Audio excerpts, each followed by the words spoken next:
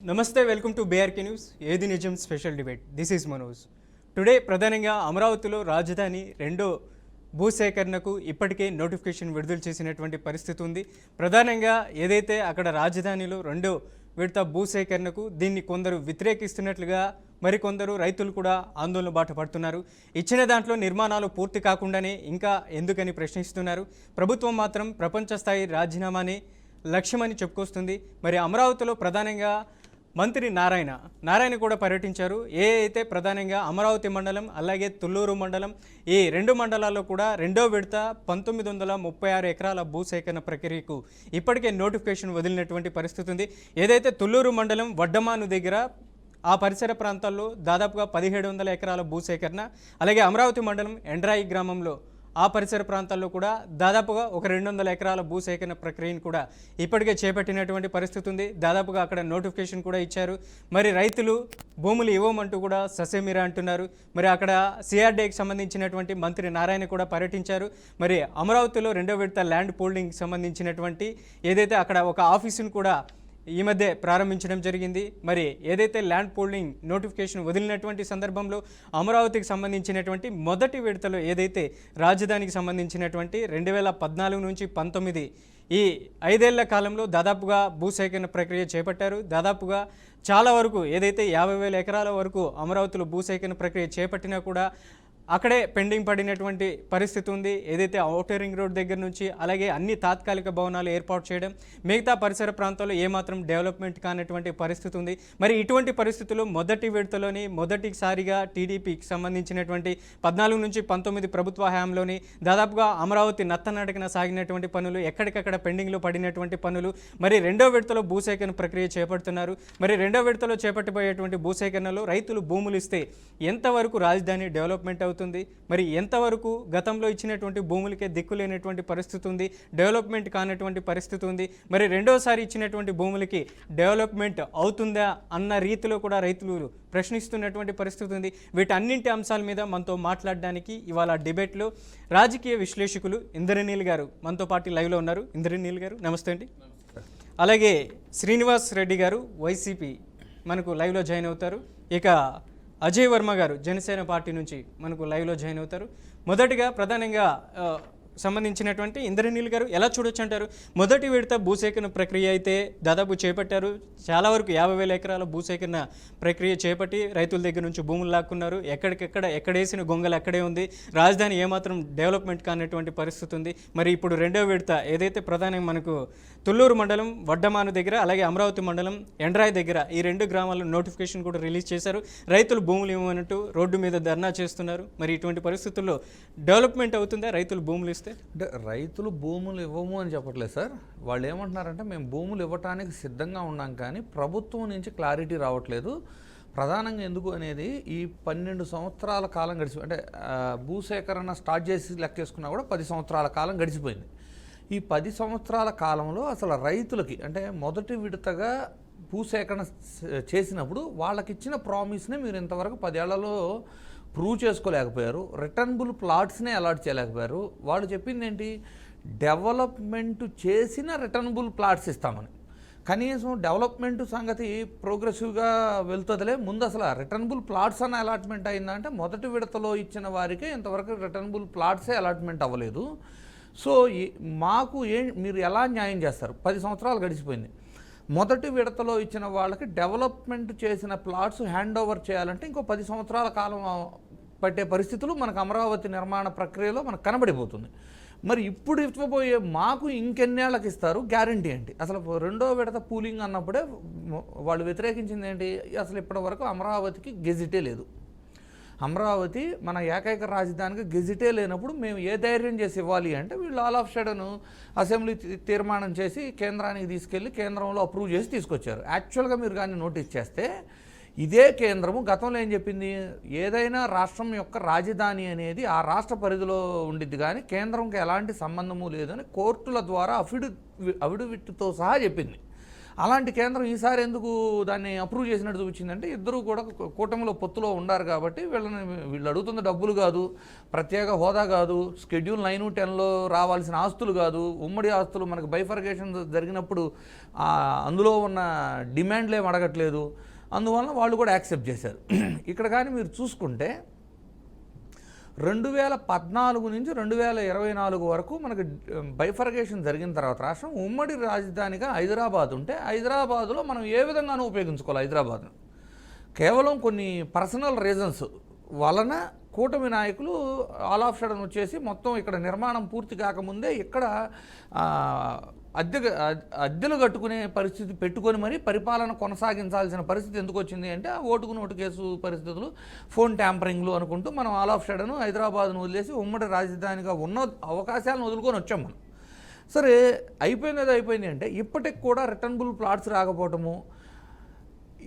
ఈరోజు కూడా చూడండి సార్, ఈరోజు పరిస్థితి మీరు చూసుకున్నా కూడా వరల్డ్ బ్యాంక్ వాళ్ళు వచ్చి మళ్ళీ సందర్శించి ఈ అమరావతి అనేది ముంపు ప్రాంతంగా ఉంది కాబట్టి ముంపు నివారణ చర్యలు ఏ మేర చేశారు అంటే ఎక్కడెక్కడ ఎంత టీఎంసీ వాటర్తో రిజర్వాయర్లు 3 కడుతున్నారా లేదా ఈరోజు ప్రపంచ బ్యాంకుకు చూపిస్తున్నారు. అంటే ఏంటి, మనం ఒక రాంగ్ డెసిషన్ని సెలెక్ట్ చేసుకొని మన డెసిషన్ ఎట్టి పరిస్థితుల్లో రైట్ అని ప్రపంచాన్ని ప్రూవ్ చేసుకోవడం కోసం ఈ ప్రాపకంలాగా ఉంది. కానివ్వండి, ముంపు ప్రాంతంలో రాజధాని కడుతున్నారు అనే దానికి ఇంకెంతకంటే ప్రూఫ్ అవసరం లేదు కదా. అంటే అమరావతికి వరల్డ్ బ్యాంక్ ఫైనాన్స్ చేసిన వాళ్ళు ముంపు ప్రాంతం కాబట్టి దీన్ని నివారణ చర్యలు చేస్తేనే మిగిలిన ఫండ్స్ స్టేజ్ వైజ్ రిలీజ్ చేస్తాను అంటే 3 రిజర్వాయర్లు ఈరోజు ప్రపంచ బ్యాంక్ వాళ్ళు వస్తే వాళ్ళకి చూపించే పరిస్థితులు మనం ఉన్నాం. కరెక్ట్గా 2 ఏళ్ళు అవుతుంది బుడమేర వాగు వచ్చి మనకి విజయవాడ అంతా మునిగిపోయి. కనీసం బుడమేర వాగు ఎక్కడైతే గండిపడి ఇబ్రహీంపట్నం దగ్గరలో ఎక్కడైతే గండిపడి ఈ విజయవాడ అంతా మునిగిపోయిందో కనీసం అక్కడ కూడా ఒక బడ్జెట్ శాంక్షన్ చేసి 500 మీటర్ల పరిధిలో రక్షణ గోడ కట్టమంటే ఇప్పటికి కూడా 380 ఏదో ఈరోజు ఈనాడు పేపర్లో, ఇది నేనేమి ఆల్ ఆఫ్ సడన్ నేను వెళ్ళి చూసింది కూడా కాదు, ఈనాడు పేపర్లోనే రాసింది ఏంటంటే 2 ఏళ్ళు గడిచిపోతుంది ఇప్పటికి కూడా అది కట్టలేదు, ఇంకొక 150 మీటర్ల పెండింగ్ ఉంది, ఇప్పుడు స్టార్ట్ చేశారు మళ్ళీ ఆగిపోయిందాన్ని, రాబోయే 1 నెలలో వానాకాలం రాబోతుంది, ఇప్పటికీ అది కంప్లీట్ అవ్వలేదు, మళ్ళీ బుడమేరు పొంగే పరిస్థితి ఉంది, విజయవాడ ప్రజల పరిస్థితి ఏంది అని అడుగుతున్నారు. అంటే బుడమేరు వాగు వచ్చి ఎంత డ్యామేజ్ జరిగింది, ఎంతమంది ప్రాణాలు కోల్పోయారు, ఇంకా 2 సంవత్సరాల తర్వాత బుడమేరు వాగుకు కావాల్సిన ఒక రక్షణ గోడని 500 మీటర్లలో రక్షణ గోడను నిర్మించడం కూడా పూర్తి కానప్పుడు మరి 50,000 ఎకరాలు, మళ్ళీ 19,000 ఎకరాలు, 70,000 ఎకరాలు, ఇంకా ఇంకోటి ఏం చెబుతున్నారు, ఇది ఒక నిరంతర ప్రక్రియ అని చెబుతున్నారు. సో ఈ ప్రొసీజర్లో ఆ అమరావతి ఎప్పుడు కంప్లీట్ అవ్వాలి, అది గ్రోత్ ఇంజిన్ ఎప్పుడు అవ్వాలి, అక్కడ రెవెన్యూ ఎప్పుడు జనరేట్ అవ్వాలి, జనరల్గా ఆలోచించండి సార్. ఏదైనా ఒక రాష్ట్రం తీసుకోండి, ఏదైనా రాష్ట్రం అక్కడ ఎక్కువ రెవెన్యూ ఏదైతే ఉంటే ఆ రెవెన్యూ ఉన్న ప్రాంతాన్ని క్యాపిటల్గా చూజ్ చేసుకొని ఆ రెవెన్యూని మిగిలిన రాష్ట్రంలో అభివృద్ధి కార్యక్రమాలకు వాడుకుంటారో అది మీరు ఏ రాష్ట్రాన్ని తీసుకున్నా అది ఎగ్జాంపుల్గా ఉంది. మొట్టమొదటిసారి రాష్ట్రంలో ఉన్న రెవెన్యూని తీసుకొచ్చి క్యాపిటల్ కట్టడానికి ఒక రెవెన్యూ గ్రోత్ ఇంజిన్ రెడీ చేస్తా అని చెప్పి రాష్ట్రంలో ఉన్న రెవెన్యూ మొత్తం తెచ్చి క్యాపిటల్లో పెడుతుంది ఈ యొక్క అమరావతిలోనే. సో ఇలాంటి ఎన్నో ఇష్యూస్ ఉన్నప్పుడు వాళ్ళు అడుగుతుంది ఏంటి, అసలు గెజిట్ అన్నారు, సరే వెళ్ళి తీసుకొచ్చి గెజిట్ లాగా తీసుకొచ్చేశారు. ఇప్పుడు వాళ్ళు ఏమడుగుతున్నారు, 10 సంవత్సరాల క్రితం ఎవరైతే ల్యాండ్ ఇచ్చారో వాళ్ళకేం చేశారు, మాగాణి భూమికి ఇంత, మెట్ట భూమికి అయితే ఇంత అని వీళ్ళకి కౌలుకి అంతా శాంక్షన్ చేశారు. అది ఎవ్రీ ఇయర్ 10% పెరుగుతూ వస్తుంది. ఈ రోజున మాగాణి భూమి వాళ్ళకి దగ్గర 70-80 వేల నుంచి 1,00,000 మధ్య ఉంది కౌలు ఎకరానికి. అలాగే మెట్ట భూమి వాళ్ళకు కూడా 60-70 వేలు దాకా వచ్చేసారు. సో 10 సంవత్సరాల తర్వాత ఇచ్చేటప్పుడు మాకు ఇంకా బెటర్గా ఇవ్వాలి కదా అనేది ఒక డిమాండు. 10 సంవత్సరాల క్రితం ఇచ్చిన వాళ్ళకి ఇచ్చినట్లే 1,200 గజాలు 1,250 గజాలు అంటే ఎలా, మేము 10 సంవత్సరాల తర్వాత ఇప్పుడు ఇంకొంచెం రేట్లు పెరగాలి, మాకు స్థలం ఇంకొంచెం ఎక్స్ట్రా ఇవ్వాలి, 1,500 గజాలు ఇవ్వాలనేది ఇంకో డిమాండు. అలాగే రుణమాఫీ ఒక 3 లక్షలు ఇవ్వాలనేది ఒక డిమాండ్ ఉంది వాళ్ళకి. వాళ్ళు ఎంత డీటెయిల్గా అడుగుతున్నారంటే, మీరు ఎంపీలు ఎమ్మెల్యేలు అలవెన్సులు పెట్టుకొని ఎంజాయ్ చేయట్లేదా, రైతుల విషయం వచ్చేతరకు మాకు ఇవ్వరా అన్నంత అంటే కంపారిజన్ చేసి మరీ అడుగుతున్నారు. సో మీరు ఇలాంటి హామీలు ఏమీ ఇవ్వకుండా ఎప్పుడు ప్రారంభిస్తారు, ఎప్పుడుకి పూర్తి చేస్తారో, పూర్తి చేయని పక్షంలో మా భూమి మాకు పూర్తిగా రిటర్న్ ఇచ్చేసే విధంగా అగ్రిమెంట్లు ఇవ్వగలరా. సో ఏమీ చేయకుండా మా దగ్గర నుంచి భూములు తీసుకుంటా అంటే మేము యాక్సెప్ట్ చేయము అంటున్నారు. ఇప్పుడు నిన్న సాక్షిలో ఒక కథనం వచ్చింది, ఏమని, ధనికులకైతేనేమో మంచి ఏరియాల్లో ప్లాట్స్ వచ్చినాయి, రైతులకైతేనేమో రిజర్వాయర్ల దగ్గర కమర్షియల్ ప్లాట్స్ ఇచ్చారంట. రిజర్వాయర్ల దగ్గర కమర్షియల్ ప్లాట్స్ ఏ విధంగా తీసుకోగలరు? సో వాళ్ళ బాధలు వాళ్ళు చెప్తున్నారు.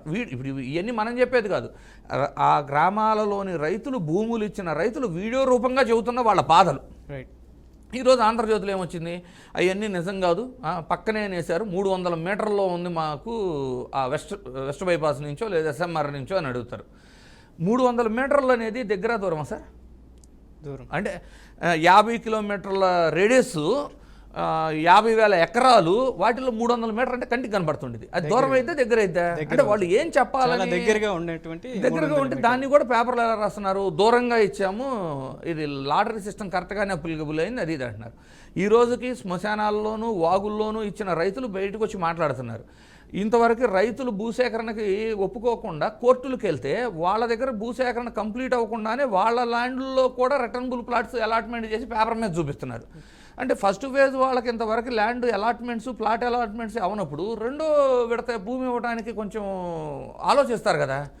దాన్ని కూడా ఇది ప్రతిపక్షాల కుట్ర. అంటే ఇవి బేసికల్లీ ఏంటంటే ఒక ముంపు ప్రాంతంలో చూస్ చేసుకొని ఒక రాంగ్ క్రైటీరియా తీసుకొని ఫస్ట్ ఏం చెప్పారు, సెల్ఫ్ సస్టైనబిలిటీ ఉన్న ప్రాంతంగా అమరావతిని చెప్పారు. ఈ రోజున మరి లక్షల కోట్ల అప్పులు ఎందుకు చేయాల్సి వస్తుంది? సో ఎన్నో ప్రశ్నలు, ఎన్నో, అంటే మనకే కాదు, అక్కడ రైతులు కావచ్చు, ప్రజలు కావచ్చు, అందరికీ కూడా ఎన్నో రకాల అనుమానాలు, ప్రశ్నలు ఉన్నప్పుడు దాన్ని క్లారిఫై చేయకుండా బెదిరించినట్లో, లేదు అంటే ఏమైనా మాట్లాడితే ఇది అమరావతికి వ్యతిరేకం, ఇది అమరావతికి వ్యతిరేకం. ఎప్పటికి రెవెన్యూ జనరేట్ అవుతుంది? ఇప్పుడు 1,00,000 కోట్లు పెట్టి రెడీ చేశారు సార్, 10 ఏళ్లలో కంప్లీట్ అయింది అనుకుందాం. అమరావతి రాజధాని అనేది 1,00,000 కోట్లు ఖర్చు పెడితే 10 సంవత్సరాల్లో కంప్లీట్ అయింది అనుకుందాం. ఆ తర్వాత అంటే ఇప్పుడు ఈ 1,00,000 కోట్లకి వడ్డీ ఎంత అవుతుంది? ఎవ్రీ 5 ఇయర్స్కి మళ్ళీ అది అయితే ఒక 50,000 కోట్లు వడ్డీ అయితే కదా. అంటే ఒకవేళ దాన్ని రెవెన్యూ గ్రోత్ ఇంజిన్గా తయారు చేసినా కూడా మళ్ళీ దాని మీద వచ్చే రెవెన్యూ మొత్తం మీరు వడ్డీ కట్టాల్సి వస్తే ఏ విధంగా ప్రాజెక్ట్ కరెక్ట్? First point. రెండో పాయింట్, అసలు అమరావతిలో రిటర్నబుల్ ప్లాట్స్ ఎన్ని? మొత్తం 40,000 రెసిడెన్షియల్ ప్లాట్స్, ఒక 30,000 కమర్షియల్ ప్లాట్స్ ఉన్నాయి. అంటే 40,000 రెసిడెన్షియల్ ప్లాట్స్లో ఎంతమంది జీవనం కొనసాగించగలరు? ఎంతమంది సార్? 2 లక్షల మంది? లేదు, high storey buildings, high rise buildings అనుకుందాం, G+5 వరకు వెళ్తే ఒక 10 లక్షలు అవుతారు సార్. ఇంకా అంతకంటే కడతానికి లేదు కదా, ఎందుకంటే వీళ్ళే చెబుతున్నారు కదా, దేశంలో ఎక్కడా లేని విధంగా 5,000 ఎకరాల్లో విమానాశ్రయం కడితే దాని పక్కన హై రైజ్ బిల్డింగ్స్ పర్మిషన్ రాదు. మరి ఇన్ని వేల ఎకరాలు తీసుకొని మీరే ఒక నగరాన్ని నిర్మించేటప్పుడు 10 లక్షల మందే ఉండగలిగే నగరం ఏమైంది సార్? మున్సిపాలిటీగా అయితే. అది అర్థమైన తర్వాత చంద్రబాబు గారు ఏమంటున్నారు, ఇది సరిపోదు నాకు, 1,00,000 ఎకరాలు ఇంకా పెంచుకుంటూ పోదాం అంటున్నారు. ఎక్కడ దాకా వెళ్తారా? ఆ చివర కుప్పం నుంచి చివర ఇచ్చాపురం దాకా పోతారా ఏంటి రాజధాని నిర్మాణానికి? రాజధాని అంటే ఏంటి సార్? మనకు కావాల్సిన ప్రభుత్వ అడ్మినిస్ట్రేటివ్ బిల్డింగ్స్ ఒక 5-10 ఉంటాయి. ఆ బిల్డింగులు కట్టుకుంటే అదే రాజధాని. ఇప్పుడు హైదరాబాద్ని ఎగ్జాంపుల్ తీసుకుందాం. హైదరాబాద్లో అన్నీ ఒకే కాంపౌండ్లో ఏమైనా ఉన్నాయా? అంటే పోలీస్ కార్యాలయాలు అవ్వచ్చు, అసెంబ్లీ అవ్వచ్చు, సెక్రటేరియట్ అవ్వచ్చు, ఇలాంటి ప్రధాన కార్యాలయాలు ఒక 6 తీసుకుంటే అన్నీ ఒక కాంపౌండ్లో ఏమైనా ఉన్నాయా? లేవు కదా. అలాగే అమరావతిలో కూడా మీకు కావాల్సిన కాడ రోడ్డు ఫెసిలిటీస్ అన్నీ ఉన్న కాడ కట్టేసుకుంటే అయిపోయే పరిస్థితి. రెండోది ఏంటి, అసలు హైదరాబాదు నేనే డెవలప్ చేశాను, అందులో ప్రపంచ పటంలో హైదరాబాదులో ఏది ఎక్కడ ఉండాలో నేనే పేర్చాను అని చెప్తారు కదా. ఒకవేళ అది కూడా నిజం అనుకుందాం, ఒక సక్సెస్ఫుల్గా ఒక రాజధానిని నిర్మించిన వ్యక్తి సక్సెస్ ఫార్ములాని తీసుకొని వచ్చి నిర్మించాలా అమరావతిని? లేదు అంటే కొత్తగా ఎక్స్పెరిమెంట్ చేయాలా? ఆర్థికంగా అంటే మనకు అసలే క్యాపిటల్ లేదు, ఫైనాన్షియల్గా రెవెన్యూ లోటు ఉంది, అలాంటి పరిస్థితి ఉన్న రాష్ట్రంలో కొత్త ఎక్స్పెరిమెంట్ చేస్తామా? రైట్. ఇంద్రనీల్ గారు, డిబేట్లో షార్ట్ బ్రేక్ తీసుకుందాం. బ్రేక్ తర్వాత ఏదైతే షార్ట్ పీరియడ్లో రాజధాని డెవలప్మెంట్ చేయాలా, లేదంటే కొత్త ఎక్స్పెరిమెంటల్గా క్రియేట్ చేసి రాజధాని వీలైనంత త్వరగా డెవలప్మెంట్ చేయాలనేది కూడా ఇంద్రనీల్ గారు చెప్తున్నటువంటి మాటల్లో వాస్తవం ఉందా అవాస్తవం ఉందా అనేది కూడా. తుళ్ళూరు అలాగే అమరావతి మండలాలు భూసేకరణ ప్రక్రియకు 1937 ఎకరాలని ఇప్పటికీ రెండోసారి ల్యాండ్ పూలింగ్కి నోటిఫికేషన్ కూడా జారీ చేసింది ప్రభుత్వం. మరి ఇటువంటి పరిస్థితుల్లో రైతులు కూడా భూములు ఇస్తామంటున్నారు. మరి వాళ్ళకి కావాల్సినటువంటి రిటర్నబుల్ ప్లాట్స్ ఎంతవరకు ఇస్తారో లేదనేది కూడా మనతో పాటు లైవ్లో చర్చించడానికి వైసీపీకి సంబంధించినటువంటి శ్రీనివాసరెడ్డి గారు ఉన్నారు. శ్రీనివాసరెడ్డి గారు, ఎలా చూడొచ్చు అంటారు? జగన్మోహన్ రెడ్డి ఒక తరహా మ్యావిగన్ తీసుకొని వచ్చారు, మచిలీపట్నం, విజయవాడ, గుంటూరు తరహా. మరి ఆ ప్లానింగ్లో వెళ్తే రాజధాని వీలైనంత త్వరగా సింప్లిసిటీగా డెవలప్మెంట్ అవుతుందా, లేకపోతే ప్రస్తుతం రెండోసారి మంత్రి నారాయణ ల్యాండ్ పూలింగ్ చేపట్టారు, దాదాపు 1937 ఎకరాలు సేకరిస్తున్నారు. మరి ఇటువంటి పరిస్థితుల్లో రైతులు ఇవ్వడానికి కూడా సిద్ధమయ్యారు. కొంతమంది రైతులు వ్యతిరేకిస్తున్నారు. ఫస్ట్ ఇచ్చినటువంటి ఫేజ్లో ఎంతవరకు భూములు అయితే ఇచ్చారో అవి పెండింగ్లో పడినటువంటి పరిస్థితి ఉంది. మరి రెండో విడత భూసేకరణ ప్రక్రియ చేపడుతున్నారు. మరి రాజధాని ఏమాత్రం డెవలప్మెంట్ కానటువంటి పరిస్థితి ఉంది. ఇటువంటి పరిస్థితుల్లో భూమి అవసరమా అనేది కూడా పెద్ద ఎత్తున రైతులు విమర్శిస్తున్నటువంటి పరిస్థితి ఉంది. ఏం చెప్తారు? మనోజ్ గారు, ముందుగా మీకు, బీఆర్కే వీక్షకులకు, ఇంద్రనీల్ గారికి, అజయ్ గారికి అందరికి కూడా శుభ సాయంత్రం. చంద్రబాబు నాయుడు గారు అరచేతిలో వైకుంఠాన్ని చూపిస్తూ రైతులను మోసగించినటువంటి పరిస్థితి ఇప్పుడు ఎలా ఉందంటే, పరిస్థితి ఏది మొదట విడత కాదని, మొదట విడత పూర్తి చేయకుండానే, మొదటి విడత ఇస్తానన్నవన్నీ ఇవ్వకుండానే రెండో విడత భూసేకరణకు వీళ్ళు పూనుకోవడం అనేది ఎలా ఉందంటే, తల్లికి అన్నం పెట్టని వాడు చిన్నమ్మకి బంగారు గాజులు చేపిస్తానన్నట్లుగా ఉంది. ఖచ్చితంగా ఇది పర్ఫెక్ట్ గా సరిపోతుంది. ఇదేదో వైఎస్ఆర్సీపీ వాళ్ళు విమర్శ చేయటం కాదు. కదిలితే ఎవరైనా సరే ఉన్న నిజాలు మాట్లాడితే వైఎస్ఆర్సీపీ వాళ్ళు రెచ్చగొడుతున్నారని, వైఎస్ఆర్సీపీ వాళ్ళు మాట్లాడుతున్నారని అనడం. అదేవిధంగా ఇప్పుడే ఒక నిమిషం క్రితమే, ఒక 15 minutes బ్యాక్ మంత్రి నారాయణ గారు కూడా ఆవేదన చెందారు. ఎందుకని?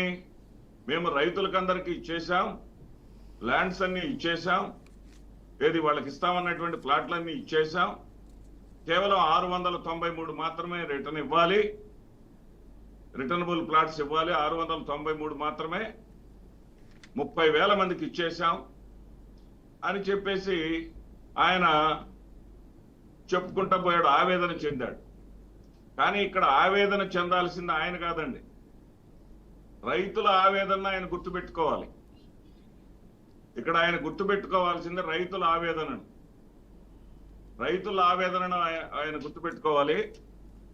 రైతులు ఏ విధంగా ఆవేదన చెందుతున్నారంటే, మొదట తీసుకున్నటువంటి భూములు 33,000 ఎకరాలు, 29,000 పైచిలకు రైతులు 33,000 ఎకరాలు ఇస్తే, మరి ప్రభుత్వానికి సంబంధించినటువంటి భూములు కలుపుకొని 53,000 పైచిలకు ఉన్నాయని చెప్పేసి చెప్పిన తర్వాత, వీటిల్లో వీళ్ళు చెబుతున్నటువంటి లెక్కలు ఏంటంటే, 9,000 ఎకరాలు రైతులకు రిటర్నబుల్ ప్లాట్స్ ఇవ్వడానికే సరిపోయినాయి, 9,000 ఎకరాలు. అదేవిధంగా ఏదైతే ఇన్ఫ్రాస్ట్రక్చర్ రైతులకు డెవలప్ చేసి ప్లాట్ ఇవ్వడానికి చేసినటువంటి ఇన్ఫ్రాస్ట్రక్చర్ ఏర్పాటు చేయడానికి 13,000 ఎకరాలు పోయింది. 22,000 ఎకరాలు కానీ పోతే ఇక మిగిలినటువంటి 31,000 ఎకరాలలో ప్రభుత్వానికి మిగిలేది కేవలం 6,000 ఎకరాలు మాత్రమే. ఈ 6,000 ఎకరాలలో అభివృద్ధి అనేది సాధ్యం కాదు. 6,000 ఎకరాలను అమ్మితే వచ్చేది సస్టైనబుల్ క్యాపిటల్ కాదు అని ఇప్పుడు కొత్తగా విషయాలను చెప్తా ఉన్నారండి. మొదటిసారి భూములు తీసుకునేటప్పుడు రైతులకు ఏం చెప్పారండి? జరీబు భూముల వాళ్ళకి 1000 గజాలు నివాస స్థలం, అట్లాగే 450 గజాలు కమర్షియల్ ప్లాట్ ఇస్తామన్నారు. అట్లాగే మెట్ట ప్రాంతం వాళ్ళకి 1000 గజాలు నివాస స్థలం, 250 గజాల్లో కమర్షియల్ ప్లాట్ ఇస్తామని చెప్పారు. ఈ రోజు కూడా ఇచ్చేసామని చెప్పేసి అంటా ఉన్నాడు ఆయన, మంత్రి నారాయణ గారు. ఎక్కడ ఇచ్చారండి? పేపర్ మీద ఇచ్చారు. పేపర్ మీద ఏమన్నా డెవలప్ చేసిన ఇచ్చారా? మరి కమర్షియల్ ప్లాట్ అంటే అర్థం ఏంటండి? డెవలప్ చేసి ఇవ్వటం కదా. డెవలప్ చేసినటువంటి ఇచ్చినటువంటి ప్లాట్ ఒక్కటైనా ఉందా?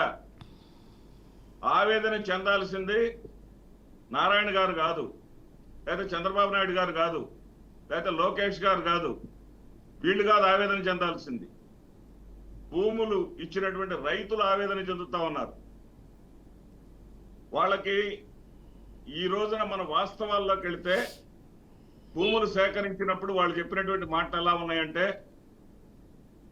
అరచేతిలో వైకుంఠం చూపించారు, మట్టి పిసుకొని ఎన్నాళ్ళు బ్రతుకుతారన్నారు, మిమ్మల్ని అందరినీ కోటీశ్వరులు చేస్తానని అన్నారు, అన్నటువంటి ఆ వ్యక్తి, ఆ చంద్రబాబు నాయుడు గారు తన 5 ఏళ్ల కాలంలో, తనకు అవకాశం ఉన్నటువంటి 5 ఏళ్ల కాలంలో ఆయన చేసింది ఏమీ లేక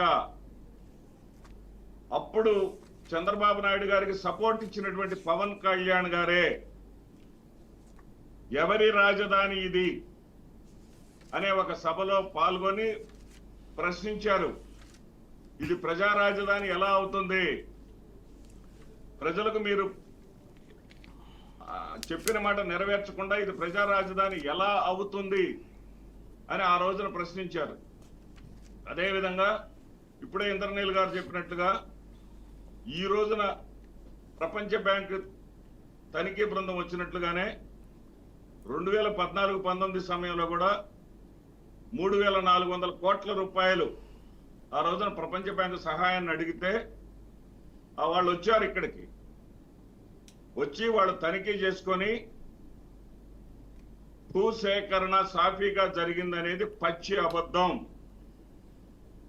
ప్రాక్టికల్ గా మేము రైతులను కలిసినప్పుడు రైతులు నిర్బంధానికి లోనై భూమి అనేది ప్రేమతోనో చంద్రబాబు నాయుడు గారి మీద నమ్మకంతోనో ఇవ్వలేదు, భయపడి భయప్రాంతులకు గురయ్యి మాత్రమే ఇచ్చారు అని చెప్పేసి ఒక విషయం వాళ్ళకి వెల్లడైన తర్వాత, అదేవిధంగా ఇది ముంపు ప్రాంతానికి చెందింది. ఇక్కడ దాదాపు 8,000 కోట్ల రూపాయలు ఆ ముంపు నుంచి ఆ ప్రాంతాన్ని కాపాడుకోవడానికే ఖర్చు పెట్టాలి. సరే, మనం ఇచ్చేటటువంటి 3,400 కోట్ల రూపాయలు ఏట్లో పోసినవి అవుతాయి. అదేవిధంగా అనేక 10,000కు పైగా కంప్లైంట్లు ఉన్నాయి. ఆ కంప్లైంట్లన్నీ కూడా వాళ్ళు సేకరిస్తే ఆ రోజున తెలుగుదేశం పార్టీ చేసినటువంటి పని ఏంటంటే, తెలుగుదేశం పార్టీ ప్రభుత్వం వాళ్ళు చేసినటువంటి పని ఏంటంటే, ఆ వరల్డ్ బ్యాంక్ నివేదికను కానీ ఆ వివరాలన్నింటినీ కానీ వెబ్సైట్ నుంచి తొలగించటం, పూర్తిగా తొలగించి వేశారు. ఎవరో దాని గురించి మాట్లాడకుండా దాన్ని తొలగించి వేశారు. ఇప్పుడు చంద్రబాబు నాయుడు గారిని కానీ రైతులకు ఉన్నటువంటి సందేహాలు ఏంటంటే, ఇంద్రనీల్ గారు ఇందాక ప్రస్తావించినట్లుగా రైతులకు ఉన్నటువంటి భయం ఏంటంటే, ఆందోళన ఏంటంటే, ఇప్పుడు 5 ఏళ్ల క్రితం పరిస్థితులు వేరు, 10 ఏళ్ల క్రితం పరిస్థితులు వేరు, నేటి పరిస్థితులు వేరు. ఈ రోజున రైతులకు మెరుగ్గా ఇవ్వాల్సినటువంటి పరిస్థితి ఉంటే, అక్కడ జరీబు భూముల వాళ్ళకి అక్కడ మొదటిసారి భూసేకరణ చేసినటువంటి సందర్భంలో 450 గజాలలో కమర్షియల్ ప్లాట్ ఇస్తాము, 1000 గజాల్లో 1200 గజాల్లో రెసిడెన్షియల్ ప్లాట్లు ఇస్తామని చెప్పినటువంటి వీళ్ళు ఈ రోజున అట్లా కాదు, రెండో ఏది మెట్ట ప్రాంతం వాళ్ళకి ఏ విధంగా ఇస్తామన్నామో అంటే 1000 గజాలు 250 గజాలుగా మాత్రమే ఇస్తామని అనటం ఏంటి? అదేవిధంగా ఆ రోజున 50,000 రూపాయల కవులు ప్రతి సంవత్సరం 10% పెంచుకుంటూ పోతామని చెప్పినటువంటి మీరు ఈ రోజున 40,000 కవులేంటి, తగ్గించడం ఏంటి? అదేవిధంగా పెంచేటటువంటిది 3% 3,000 రూపాయలు పెంచుతామని చెప్పడం ఏంటి? అదేవిధంగా టైం బౌండ్ ఏది? మీరు ఎప్పటికి పూర్తి చేస్తారు? మీరు డెవలప్డ్ ప్లాట్ ఒకటంటే ఒకటి కూడా ఇప్పటికి ఇవ్వలేదు కదా. మీరు ఎప్పుడు ఇస్తారు డెవలప్డ్ ప్లాట్? ఎప్పటికి ఇవ్వగలుగుతారు? ఇవ్వగలిగిన తర్వాత ఆ టైం మీరు చెప్పగలరా? ఆ టైం లోపల మీరు ఒకవేళ మాకు ఇస్తామన్నది ఇవ్వలేకపోతే మా భూములు మేము తీసేసుకుంటాం, దానికి మీరు ఇష్టపడితేనే మేము ముందుకు వెళతామని చెప్పేసి చెప్పడం జరిగింది. ఇక్కడ పెద్ద కుట్రని, ప్రభుత్వాలు చేసేటటువంటి పెద్ద కుట్రని మనం గమనిస్తే, చంద్రబాబు నాయుడు గారు మొట్టమొదట 33,000 ఎకరాలు తీసుకున్నప్పుడు కానీ 20,000 ఎకరాలు తీసుకున్నప్పుడు, ఏది ప్రభుత్వ భూములు మొత్తం 53,000 ఎకరాలు ఉన్నప్పుడు నాకు ప్రపంచ రాజధానిగా చేస్తానని చెప్పాడే కానీ మనందరికీ ఆ రోజున రెండో విడత భూసేకరణ కావాలి అని చెప్పలేదు. రెండో విడత భూసేకరణకి 3 నెలలు అయింది నోటిఫికేషన్ ఇచ్చి, 16,667 ఎకరాలు నోటిఫికేషన్ ఇచ్చి 3 నెలలు అయినా కానీ ప్రక్రియ ఇంత సజావుగా ఎందుకు పూర్తి కాలేదు? దాంట్లో 1997 ఎకరాలని మేము ఇవ్వము అంటే వాళ్ళకి భూసేకరణ అనేది బలవంతంగా వాళ్ళ మీద పెట్టాల్సినటువంటి పరిస్థితులు ఎందుకు వచ్చినాయి?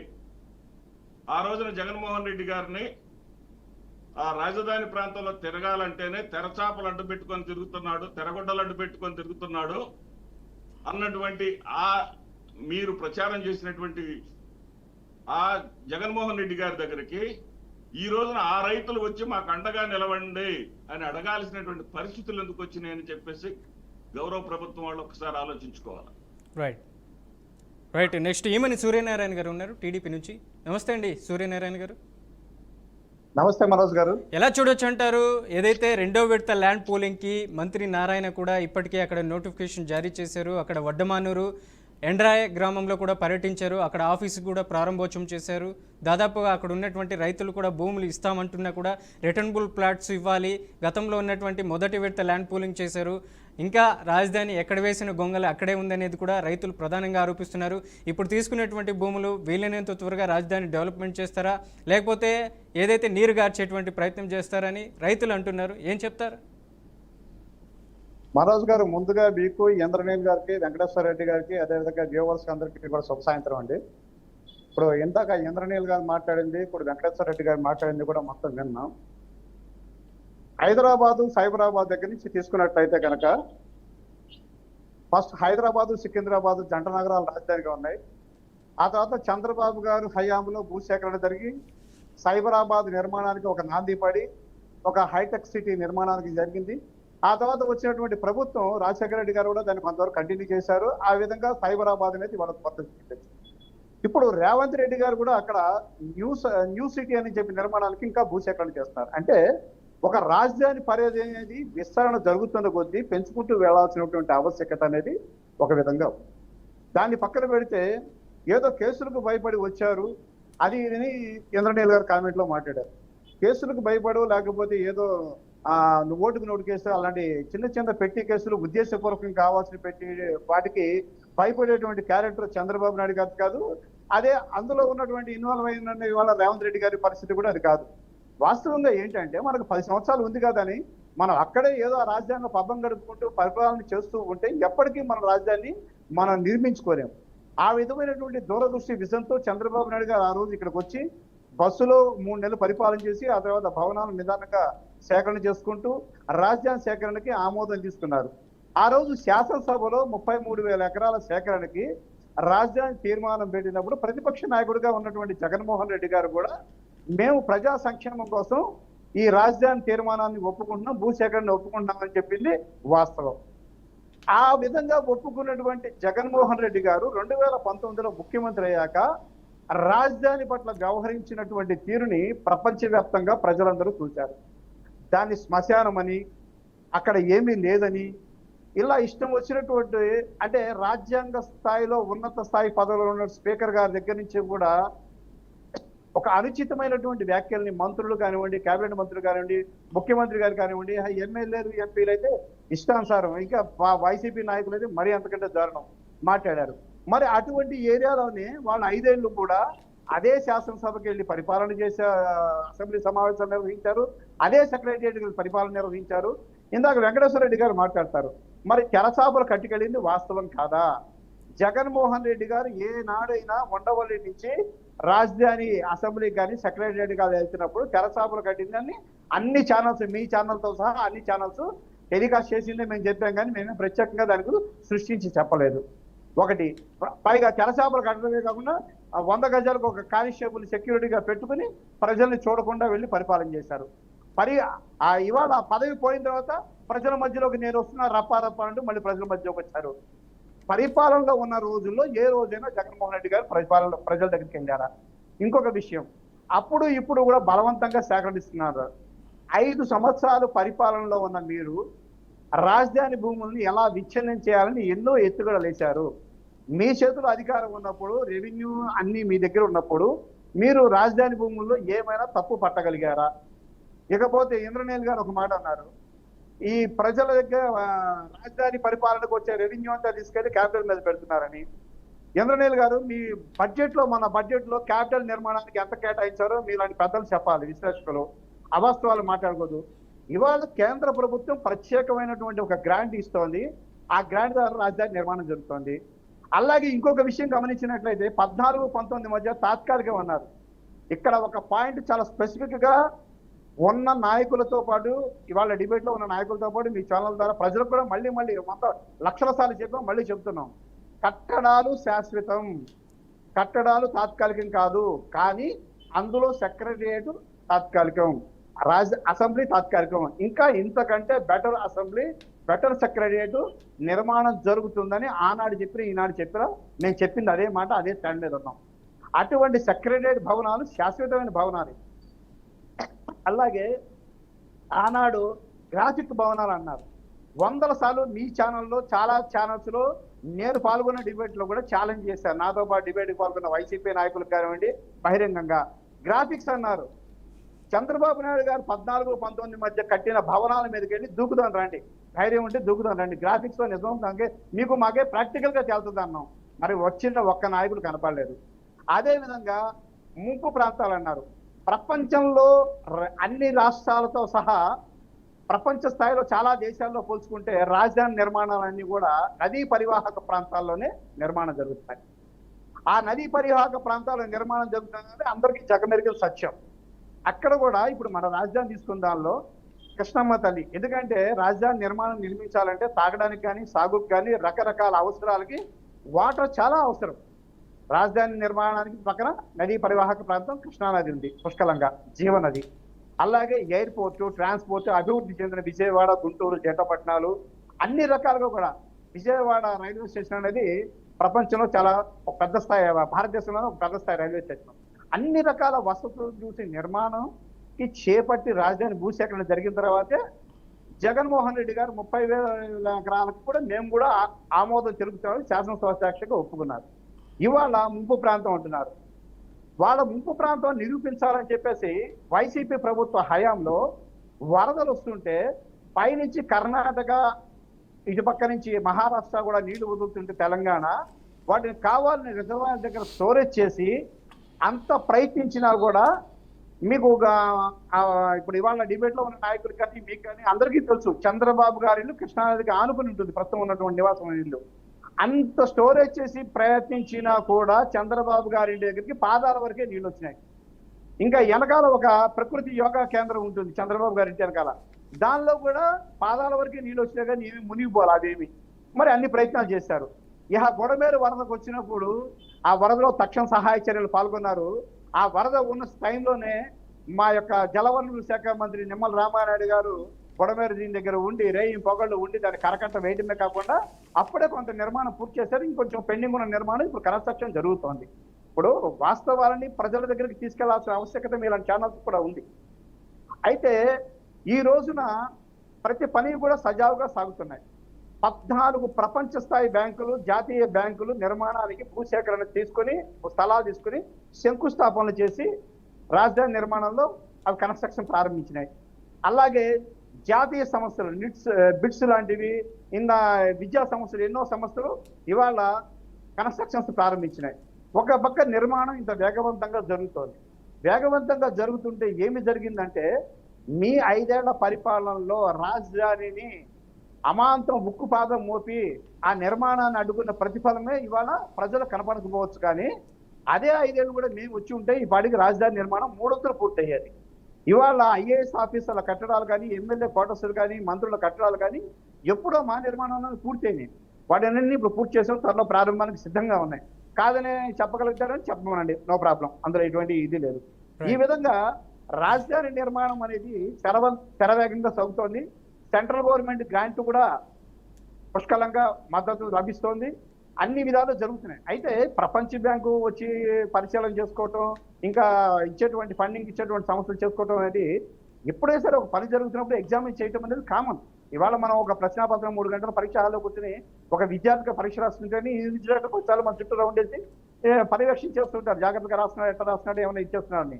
కనుక ఇది అవుతుంది. అది ఒక పార్ట్ ఆఫ్ ది డెవలప్మెంట్ లో పార్ట్. వాళ్ళు వస్తారు, వాళ్ళ సజెషన్స్ చెప్తారు, దాని తగ్గ ఫుల్ఫిల్మెంట్స్ రిక్వైర్మెంట్స్ మనం చేస్తాము. అవన్నీ చక్కగా జరుగుతూనే ఉంటాయి సజావుగా. దాన్ని ఏదో బోధంతో కోణాలు చూసి ప్రపంచ బ్యాంక్ వచ్చి నిలదీసింది, ఎంతవరకు ఆగిపోతుంది, చంద్రబాబు గారు చేతులు ఎత్తేశారు, ఇవన్నీ అర్థం లేనటువంటి అర్థరహితమైనటువంటి పాఠం. నిజంగా ఈ రోజుకి వాళ్ళ పరిపాలనలో ఉన్నటువంటి 19-24 మధ్య 5 ఏళ్లలో విషం కక్కడమే కాకుండా రాజధాని నిర్మాణాన్ని తోకేసి అక్కడే ఉన్నటువంటి రాజధాని రైతుల మీదే కేసులు పెట్టి వాళ్ళని ఇబ్బందికి పెట్టిన రాజధాని కోసం మొక్కవోని దీక్షతో 5 ఏళ్ల పాటు పోరాటం చేసింది రాజధాని రైతులు. నిజంగా వీళ్ళు చెప్పినట్లు కనుక రాజధాని రైతులు అన్యాయానికి గురై ఉంటే రాజధాని నిర్మాణం కావాలి, ఈ రాజధాని మాకు కావాలి, మా భూములు సాక్రిఫైస్ చేసామని పోరాటం ఎందుకు చేస్తారు? Common sense ఆలోచించమనండి.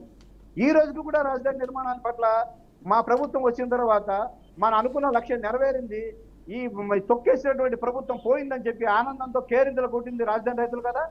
రాజధాని రైతులు ఎన్నో రకాల అటు తిరుపతికి కానీ, ఇటు దుర్గమ్మ దగ్గరికి కానీ, అటు అరసవల్లి కానీ వెళ్తుంటే ఎన్ని ఇబ్బందులకు గురి చేశారు మీరు. ఆ ఇబ్బందులు కూడా తట్టుకుని రాజధాని రైతులు రాజధాని నిర్మాణం కావాలని చెప్పి పోరాటం చేసిన రాజధాని రైతుల్ని ఇవాళ రాజధాని రైతులు ఏదో దుఃఖపడుతున్నారు, ఆందోళన చెందుతున్నారని మాట్లాడడం ఆ బులుగు పార్టీకి, ఆ బులుగు మీడియాకి మాత్రమే చెల్లుతుంది. రైట్, ఇంద్రనీల్ గారు అంతవరకు ఏం చెప్తారు? వాస్తవం. రైట్ సూర్యనారాయణ గారు అట్లాగే ఉండండి. ఇంద్రనీల్ గారు ఏం చెప్తారు? గతంలో ఉన్నటువంటి ప్రభుత్వంలో 5 సంవత్సరాలు, ఇప్పుడు 2 సంవత్సరాలు, 7 ఏళ్ళు కావచ్చు. చెప్పండి. ఒక క్వశ్చన్ అడిగారు ఇందాల, ఆయన చెప్పింది వాస్తవమే, కానీ అందులో చిన్న కరెక్షన్ ఏంటంటే కేంద్రం గ్రాంట్ ఇవ్వట్లేదండి, అది అప్పుగా మాత్రమే ఇస్తుంది, అది ప్రజల మీద భారం పడుతుంది.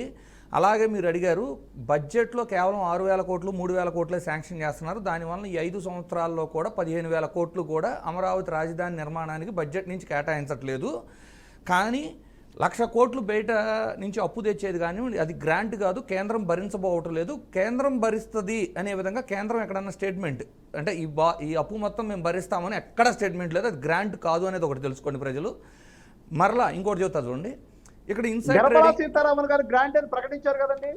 గ్రాంట్ అని ప్రకటించలేదు సార్, అది లెటర్ రూపంలో ఉండాలి, ప్రకటన రూపంగా కాదు. అది లెటర్ రూపంలో ఉంటే, జీవో రూపంగా ఉంటే ఆర్డర్ చూపిండి. సీరియస్లీ నేను కూడా హ్యాపీ ఫీల్ అవుతాను. నేను ఇప్పుడు సార్ ఒక నిమిషం సార్, అవునవును ఒక మాట చెబుతానండి, స్టేట్మెంట్ కాదు సార్, ఆర్డర్ రూపంగా ఉండాలి. ఎందుకు అన్నానంటే నేను కూడా ఈ ఆంధ్రప్రదేశ్ రాష్ట్ర ప్రజలుగా నా మీద భారం పడకూడదు, ప్రజల మీద భారం పడకూడదు అని కోరిక. కాపీ ఇవ్వనండి. సరే ఈ టాపిక్ పక్కన పెడదాం.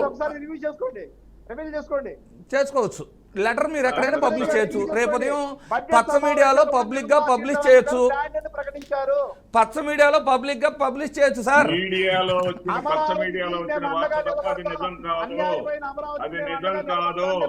సరే సరే ఈ టాపిక్ పక్కన పెడతాం సార్. ఇంకొన్ని ఉండే ఇప్పుడు చదరపడుగు సార్. శ్రీనివాసరెడ్డి గారు మాట్లాడదాం. చెప్పండి. నేనేమన్నా అంటే హైదరాబాద్లో మై హోమ్ పూజాకి వెళ్దాం. మై హోమ్ పూజాలో వరల్డ్ క్లాస్ ఎమెంటీస్తో 10,000 గజానికి దొరుకుతుంటే మనకి అక్కడ ల్యాండ్ లార్డ్ లాభం ఉంది, బిల్డర్ లాభం ఉంది, జిఎస్టీ ఉంది, అన్నీ కొనుక్కోవాలి. మన అమరావతిలో ఇసుక ఫ్రీ, జిఎస్టీ ఫ్రీ, అలా ఎన్నో రకాల ఫ్రీ ఉన్న తర్వాత 14,000 గజంకి ఎందుకు పడుతుంది సామాన్య ప్రజలకు కూడా సార్. నేను సామాన్య ప్రజలను అనుకుందాం. జీవితకాల ఆశ ఏంటంటే ఒక సొంత ఇల్లు కట్టుకోవటం, చిన్నదో పెద్దదో నా స్థాయికి. సో ప్రతి పౌరుడికి ఇల్లు కట్టుకుంటే గజానికి ఎంత అయింది అనేది వాళ్ళకి తెలుసు, అంటే స్క్వేర్ ఫీట్కి. అలాంటిది 3,000 4,000లో మన ఇల్లు కట్టుకోగలుగుతున్నప్పుడు 14,000 గజానికి ఎందుకు అవుతుంది? ఇది ప్రశ్నిస్తే, అంటే అక్కడ జరుగుతున్న అవినీతిని ప్రశ్నిస్తే ఇది రాజధానికి వ్యతిరేకం అంటారు. 1 కిలోమీటరు హైవే మనకు 18 కోట్ల నుంచి మ్యాక్సిమం 54 కోట్లు సార్. కొన్ని డిఫికల్ట్ సిచ్యువేషన్స్ ఉంటాయి కన్స్ట్రక్షన్లో. 54 కోట్లు ఉంటే అమరావతిలో మాత్రం 174 కోట్ల టెండర్లు వెళ్ళినవి కూడా ఉన్నాయి. మరి అది ఎందుకు వెళ్ళింది కొంచెం ప్రజలకు ఎక్స్ప్లెయిన్ చేయొచ్చు కదా, అది చెప్పరు. సరే ఇప్పుడు చూడండి సార్, 14 లక్షలు 15 లక్షలకి మేము కొనుక్కున్నాము, స్వచ్ఛందంగా కొనుక్కున్నాము, ఇన్సైడ్ ట్రేడింగ్ కాదు అంటున్నారు. చంద్రబాబు గారు ఏం చెబుతున్నారు? హైదరాబాద్లో చూశారు కదా, ఇప్పుడు ఎకరం 150 కోట్లు అయింది, రాబోయే రోజుల్లో మీరు కూడా ఎకరం 150 కోట్లకు అమ్ముకోవచ్చు, ఎవరు కూడా తొందరపడి అమ్మొద్దు అంటున్నారు. ఈ రోజున సిఆర్డిఏ పరిధిలో కొన్ని ఏరియాల్లో గజం 30,000, కొన్ని ఏరియాల్లో గజం 60,000 ఉంది. అంటే రైతుకి 1/4 ల్యాండ్ లెక్కన వాళ్ళు ఇచ్చిన ఎకరంలో 1,250 గజాలు 1,450 గజాలు తీసుకుంటే మినిమం 4 కోట్ల నుంచి 10 కోట్ల వరకు వాల్యుయేషన్ ఉంది ఒక ఎకరం. మరి నిజంగా టీడీపీ వాళ్ళకి ఇది 150 కోట్లకు వెళ్ళిపోయింది అనుకుంటే 15 లక్షలకి 20 లక్షలకి ఎగబడి కొన్నారు కదా. ఇప్పుడు రైతుల దగ్గర రిటర్నబుల్ ప్లాట్స్ అమ్ముకోవడానికి కొంతమంది ఉన్నారు సార్. ఎందుకంటే కొనేవాళ్ళు లేడు, అమ్ముకునేవాళ్ళు లేడు అని బాధపడుతున్నారు. ఇప్పుడు కొనొచ్చు కదా టీడీపీ వాళ్ళు, అంటే ఈ 8 కోట్లకో 10 కోట్లకో కొని 150 కోట్లకు వెళ్ళిద్దనే కదా వాళ్ళు చెబుతున్నారు. మరి 150 కోట్లకు వెళ్ళేటప్పుడు కొనుక్కోవచ్చు కదా. హైదరాబాద్లో ఇంత మహానగరంలో ఇన్ని ఫెసిలిటీస్ ఉంటే ఈ రోజుకి గజం 30,000కు దొరికే ప్రాంతాలు కావాల్సినవి ఉన్నాయి. అవుట్కట్స్కి వెళ్తే 60 కిలోమీటర్ల రేడియస్కి వెళ్తే 8,000 రూపాయలకు గజం దొరికేవి. అంటే ఏది రెరా అప్రూవల్ వచ్చి ల్యాండ్ కన్వర్షన్ అయినవి 8,000 దొరికేవి ఉండే. మరి మన దగ్గర ఏ ఫెసిలిటీస్ ఉండయి? ఏ ఫెసిలిటీస్ లేకపోయినా ఆకాశంలోకి లేపి పెడితే రేట్లు కొనేవాడు ఎవడొస్తాడు? Right. అంటే 30 సంవత్సరాల తర్వాత ఏ అప్రిసియేషన్ వచ్చిందో ఈ రోజే అప్రిసియేషన్ తెచ్చి కూర్చోబెట్టారు. మరి ఇప్పుడు కొనొచ్చు కదా. ఆ రోజున 15 లక్షలకి 20 లక్షలకి ఎగబడి కొన్న వాళ్ళంతా ఈ రోజు కొనమనండి. రైట్. అమరావతి రాజధాని నిర్మాణంలో సెకండ్ ఫేజ్కి సంబంధించినటువంటి ల్యాండ్ పూలింగ్ ప్రక్రియ అయితే చేపట్టారు. మరి అక్కడ ఉన్నటువంటి ఏదైతే శాండ్ ఫ్రీగా ఇస్తున్నారో, అక్కడ ఉన్నటువంటి అన్ని ఫెసిలిటీస్ ఫ్రీగా ఉన్నప్పటికీ దాదాపు ఒక స్క్వేర్ ఫీట్కి 14,000 అవుతున్నటువంటి పరిస్థితి ఉంది. ఏదైతే ముంబై, చెన్నై, ఢిల్లీ, బెంగళూరు, పూణే అట్లాంటి మహానగరాల్లో దాదాపు 4,000 నుంచి 6,000 వరకు ఖర్చు అవుతుంది స్క్వేర్ ఫీట్కి. ఇటు హైదరాబాద్ మహానగరంలో కూడా 4,000 నుంచి లేదా 7,000 వరకు మాత్రమే ఖర్చు అవుతున్నటువంటి పరిస్థితి ఉంది. అమరావతిలో ఈ స్థాయిలో 14,000 ఒక చదరపు అడుగుకి ఖర్చు పెట్టాల్సినటువంటి అవసరం ఏముంది? మ్యావిగన్ తరహా మచిలీపట్నం, విజయవాడ, గుంటూరు తరహా దాదాపు 110 కిలోమీటర్లు హైవేకి ఇరువైపులా రాజధాని డెవలప్మెంట్ చేసుకుంటే ఈ తరహా రాజధానిలో దాదాపుగా 20,000 కోట్లు ఖర్చు పెడితే దాదాపుగా సింప్లిసిటీగా రాజధాని డెవలప్మెంట్ అవుతుందనేది కూడా వైఎస్ఆర్ కాంగ్రెస్ పార్టీ అధినేత వైఎస్ జగన్మోహన్ రెడ్డి చెప్పుకొస్తున్నటువంటి పరిస్థితి ఉంది. మరి టీడీపీకి సంబంధించినటువంటి గతంలో 50,000 ఎకరాలు ల్యాండ్ పూలింగ్ చేపట్టారు. ఇప్పుడు ఒక 50,000 ఎకరాలు, 1,00,000 ఎకరాలు, దాదాపు ఒక ఎకరాకి 2 కోట్లు అయ్యేటువంటి పరిస్థితి ఉంది. దాదాపు 1,00,000 ఎకరాలకి 2 లక్షల కోట్లు అయ్యేటువంటి పరిస్థితి ఉంది. మరి ఇప్పుడు అక్కడ అమరావతిలో ఏదైతే ప్రధానంగా డెవలప్మెంట్ చేయడానికి ఏదైతే ఆర్థికంగా ఇబ్బంది పడుతున్నటువంటి పరిస్థితి అయితే కనపడుతుంది. మరి ఈ తరహా 2 లక్షల కోట్లు అమరావతి డెవలప్మెంట్కి ఎత్తుకొచ్చి పెడితే రాబోయేటువంటి రోజుల్లో వడ్డీలు తీర్చడానికి కూడా సరిపోనటువంటి పరిస్థితి ఉంది అనేది కూడా విపక్షాలు దుమ్మెత్తి పోస్తున్నటువంటి పరిస్థితి ఉంది. మరి ఈ అంశం మీద చర్చించడానికి సూర్యనారాయణ గారు ఏం చెప్తారు? స్క్వేర్ ఫీట్కి దాదాపు 14,000 రూపాయలు అవసరం అంటారా అమరావతి రాజధానిలో? ఏమండి, ఒక స్క్వేర్ ఫీట్, ఒక చదరపు అడుగుకి 14,000 రూపాయలు ఖర్చు అవుతుంది అనేసి కూడా ప్రధానంగా విపక్షాలు చెప్తున్నాయి. మిగతా ఉన్నటువంటి ఏదైతే మహానగరాల్లో దాదాపు 4,000 నుంచి 6,000 వరకు, మనం హైదరాబాద్ ఎగ్జాంపుల్ తీసుకుందాం, ఒక 5,000 వరకు ఖర్చు అవుతుంది ఒక చదరపు అడుగు డెవలప్మెంట్ చేయడానికి అంటున్నారు. ఏం చెప్తారు? ఇక్కడ ఒక విషయం గమనించాలండి. ఇప్పుడు ఇంద్రనీల్ గారే చెప్పారు, రాజధాని ప్రాంతంలో గజం 20,000 నుంచి 30,000 దొరుకుతుందన్నారు. మంగళగిరి ఏదైతే లోకేష్ గారి కాన్స్టిట్యూషన్ ఉందో ఆ మంగళగిరి నియోజకవర్గంలోనే రాజధాని చాలా అందుబాటు ఏరియాలోనే ఎర్రబాలెం, తుళ్ళూరు, మందడం ఈ ఏరియాలన్నింటిలో 20,000 నుంచి 30,000 గజం ఉంది. అది పెద్ద కాస్ట్ ఏం కాదు. డెవలప్మెంట్ ఏరియాలో బాగా రాజధాని మేజర్ ప్రాంతం ఉన్నంత ఏరియాలో. దూరం పోతే 3,000, 4,000 కూడా గజాలు ఉన్నాయి. ఆయన చెప్పినట్టు హైదరాబాద్ లో ఒక 60 కిలోమీటర్లు వెళ్తే 8,000 ఉన్నారన్నారు. ఇక్కడ కూడా రాజధాని దగ్గర నుంచి 60 కిలోమీటర్లు వెళ్తే 3,000, 2,000 కూడా గజం దొరుకుతున్నాయి. ఇప్పుడు కంపారిజేషన్ చేసేటప్పుడు ప్రతిదీ కంపారిజన్ చేసేది. ఇప్పుడు బొంబాయిలో 6,000 రూపాయలకి ఎస్ఎఫ్టీ ఇస్తున్నారు.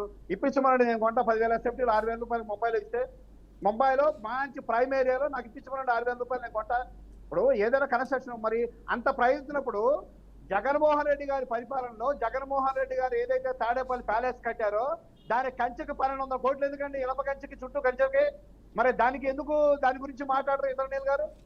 అలాగే జగన్మోహన్ రెడ్డి గారి పరిపాలనలో 5 ఏళ్ళు ప్యాలెస్ లో కూర్చుని 3 వ్యక్తులకి ఎగ్ పప్పులు తిన్నందుకు 230 కోట్లు ఎందుకండి? విశాఖపట్నంలో ఆ ఋషికొండను తొలిచి 650 కోట్లతో ప్యాలెస్ ఎవరు ఉద్ధరించడానికి కట్టారండి? రైట్. యోగా కోసం దాదాపు 250 కోట్లు పెట్టారనేసి కూడా ప్రధానంగా విపక్షాలు విమర్శిస్తున్నాయి. మేమన్నా ఋషికొండలో దాదాపు